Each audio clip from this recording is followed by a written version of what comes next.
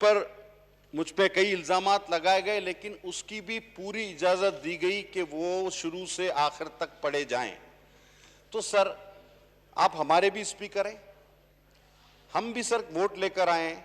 अगर इतने सारे इल्जामात लगाए गए हैं तो एक गैर जानिबदार स्पीकर होने के नाते आप मुझे भी 5 मिनट देंगे कि मैं अपनी बात कर सकूं। इस दौरान अगर मैं कहीं रूल्स के खिलाफ चला जाऊं, पार्लिमानी लैंग्वेज के खिलाफ चला जाऊं, तो आप मेरा माइक बेशक हमेशा की तरह जिस तरह आप कर देते हैं बंद, उस तरह कर दीजिएगा। मुझे मेरी बात नहीं, मुझे एक मिनट पटेल साहब, मैं बिल्कुल आप मुझे रिटर्न में दे दें, क्योंकि आज हमने डिस्कस किया है आपकी लीडरशिप। सर मैं आपको मेरी प्रिविलेज मोशन रिटर्न में जमा है, मैं 2 मिनट आपसे चाहता हूं। 2 मिनट्स प्लीज, ओनली 2 मिनट्स।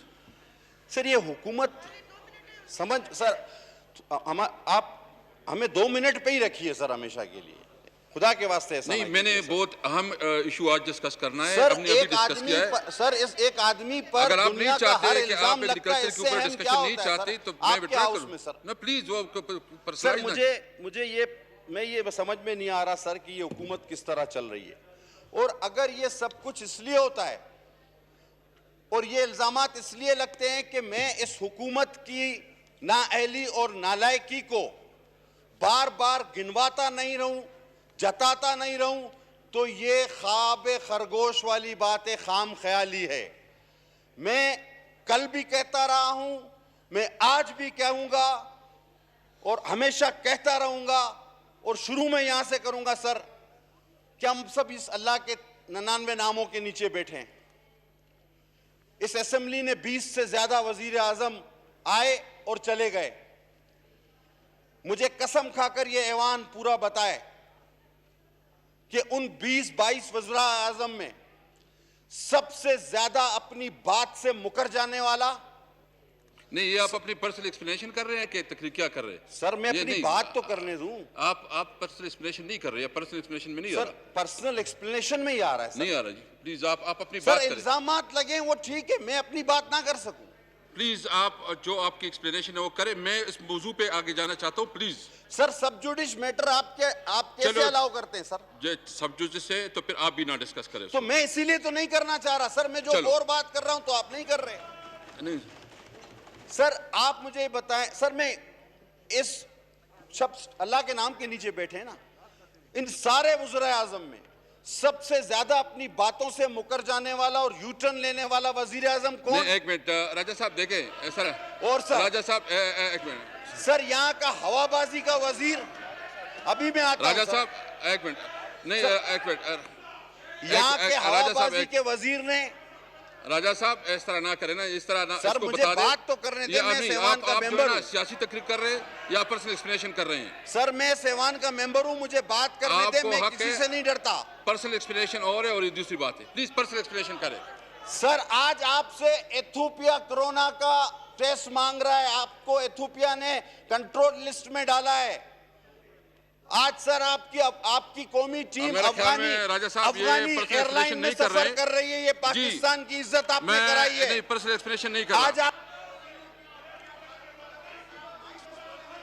नहीं, फखर इमाम साहब आइटम नंबर 21, फखर इमाम साहब प्लीज, फखर इमाम साहब, फखर इमाम साहब प्लीज, मोशन मूव कर रहे प्लीज।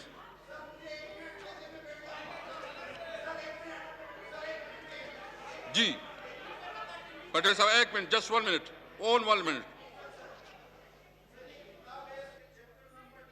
7 पर सफा नंबर 437 पर क्या लिखा है सर? मुझे सिर्फ वो पढ़ने दें। स्टॉप, बंद करें इसका माइक, बंद करें इसका माइक, इसका माइक बंद करें। जी फखर इमाम साहब प्लीज बंद करें इसका माइक, फखर इमाम साहब please.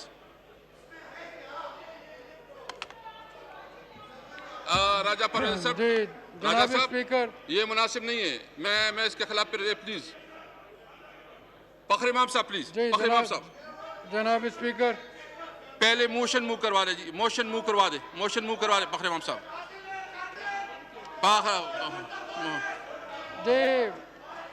I hereby move that the House may discuss the agricultural policy of the government. जी फखर इमाम साहब, आप स्पीच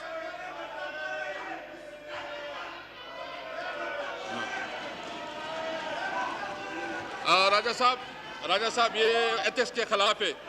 राजा साहब ये एथिक के खिलाफ है। मैं इसको फिर ये एथिक के खिलाफ ये एथिक के खिलाफ है। राजा साहब एथिक के खिलाफ है। आप बैठ जाएं प्लीज। आप बैठ जाएं प्लीज। I hereby move. आप बैठ जाएं। आवाज ही नहीं आती। हाँ? आप बैठ जाएं प्लीज। आप बैठ जाएं आप बैठ जाएं आप बैठ जाएं जी राजा साहब फखरी महमूद साहब please. I hereby move.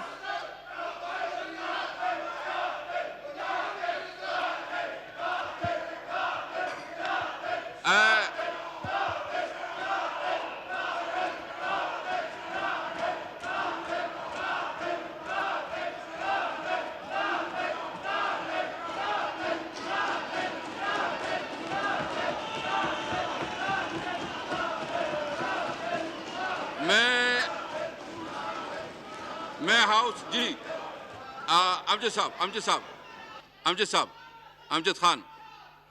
Amjad Khan mic ये खोल ले इसका।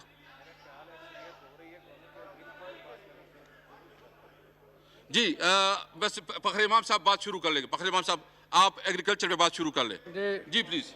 मैं पहले मोशन मूव करता हूं, the house may discuss the agricultural policy of Pakistan. I hereby जी move. प्लीज। भी आपकी इजाज़त से स्पीकर साहब, ज़राअत जैसे सब लोग जानते हैं पाकिस्तान की रीढ़ की हड्डी है। ज़राअत के ज़रिए हम 19.3% GDP कमाते हैं। तकरीबन 40% जो पाकिस्तान की लेबर फोर्स है ये फखरी इमाम साहब उसका डायरेक्ट ताल्लुक ज़राई पेशा से है। पाकिस्तान की जो एक्सपोर्ट्स हैं साल तकरीबन 22 अरब डॉलर होंगी, उनमें से तकरीबन 16 से 17 अरब डॉलर का ताल्लुक प्लीज आप order in the house please. ये बहुत इंपॉर्टेंट डिस्कशन है एग्रीकल्चर के ऊपर, सबका इंटरेस्ट इसमें है। मैंने आप लोगों के इंटरेस्ट की वजह से आज ये मौजूद रखा है। जो भी इसमें बोलना चाहेंगे आज और थर्सडे को हम एग्रीकल्चर के ऊपर डिस्कशन करेंगे। फखरी इमाम साहब प्लीज। जी आपकी मेहरबानी। तो मेरा ख्याल है कि ये एक ऐसा मौजू है कि मेरे जो यहाँ साथी बैठे हैं बहुत सी चीज़ें ये ऐसी जानते हैं जो शायद मैं उनसे पूरी तरह आगाह नहीं होऊंगा। तो आज मैं एक इंट्रोडक्टरी स्टेटमेंट दूंगा और उसके जो खदो खाल होंगे ज़राअत के वो मैं पेश करूंगा। और मेरी ख्वाहिश ये होगी कि जो भी मेरे साथी यहाँ ट्रेजरी बेंचेस पे, अपोजिशन बेंचेस पे जो तशरीफ़ फरमा हैं वो इस पे अपनी तजावीज़ हमें देंगे। तो समिंग अप में जो भी हम समझेंगे जिससे पाकिस्तान की काश्तकार की भलाई होती है उसको हम कोशिश पूरी करेंगे इंशाअल्लाह कि हम उसको संभालें और फिर बतौर एक नेशनल पॉलिसी कौम के सामने लेकर जाएं। कहा तो हमेशा ये जाता रहा कि ज़राई शोबे से ही हमारे जैसे मुल्क चलते रहे। 1947 में जब पाकिस्तान मारिज़ वजूद में आया था और हमारा जो उस साल का बजट था वो 1 अरब भी नहीं था। आज हम 4 ट्रिलियन का हमारा बजट है। आज जो हम देख रहे हैं हमारी ज़राअत की जो सबसे बड़ा चैलेंज है कि जो हमारी पैदावार फ़ी हेक्टेयर या फ़ी एकड़ है, जब उसका हम मवाजना करते हैं ऐसे ही ममालिक से जिनका रीजन हमारा है, हालात भी ऐसे ही हैं, एनवायरनमेंट भी वही है, सॉइल मैकेनिक्स भी वही हैं, तो हम इतना उनसे अभी आगे शायद नहीं गए जहाँ कि हमें जाना चाहिए था। 5 हमारे मेजर क्रॉप्स जो हैं जो तकरीबन 80% इकॉनमी में जिसकी कंट्रीब्यूशन है, सबसे ज़्यादा गंदम जिसकी इस दफ़ा पैदावार 25.5 मिलियन टन हुई है। धान जिसकी 7.4 मिलियन टन हुई थी, गन्ना जिसकी 67 मिलियन टन पैदावार हुई, मकई जिसकी 6.7 मिलियन टन पैदावार